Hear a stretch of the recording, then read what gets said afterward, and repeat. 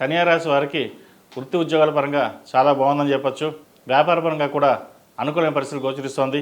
మిత్రుల సహాయ సహకారాలు, భాగస్వామి సహాయ సహకారాలు వీరికి గట్టిగా లభిస్తుంది. విదేశీ వ్యవహారాలు, పెట్టుబడులు కలిసి వస్తాయి.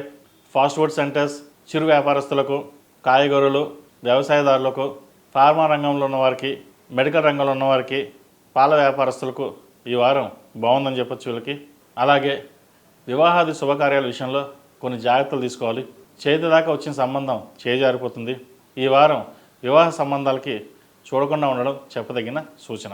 అలాగే ఈ రాశిలో జన్మించిన స్త్రీలకు వృత్తి ఉద్యోగాల పరంగా, వ్యాపార పరంగా కలిసి వచ్చే కాలం అని చెప్పచ్చు. ఎంత కష్టపడితే అంత ఫలితం ఉంటుంది, కానీ వీరు కష్టపడకుండానే ఫలితాలు పొందగలుగుతారు.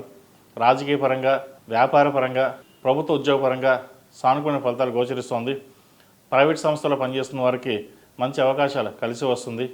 ఎప్పటి నుంచో పెండింగ్లో ఉన్న ప్రమోషన్ కానీ లేదా ఉద్యోగం కానీ వచ్చే అవకాశాలు గోచరిస్తున్నాయి. ఈ రాశిలో జన్మించిన స్త్రీలకు వృత్తి ఉద్యోగాల పరంగా, వ్యాపార పరంగా సానుకూల పరిస్థితులు గోచరిస్తోంది. ఆరోగ్యపరమైన జాగ్రత్తలు తీసుకోవాలి. ఇన్వెస్ట్మెంట్ విషయంలో బంగారం కానీ లేదా ల్యాండ్ మీద కానీ ఇన్వెస్ట్మెంట్ చేయండి. వచ్చిన ధనాన్ని మ్యాక్సిమం సేవింగ్స్ రూపేణా పెట్టుకోండి. ఫిక్స్డ్ డిపాజిట్ అయినా సరే ఎవరికి అప్పుగా ఇవ్వడం కానీ తీసుకోవడం కానీ చేయకండి. సాధ్యమైనంత వరకు హౌసింగ్ లోన్ కానీ పర్సనల్ లోన్ కానీ ఉంటే తీర్చివేసేయండి. వారికి దూరంగా ఉండడం చెప్పదగినది. క్రెడిట్ కార్డు విషయంలో జాగ్రత్తలు తీసుకోవాలి.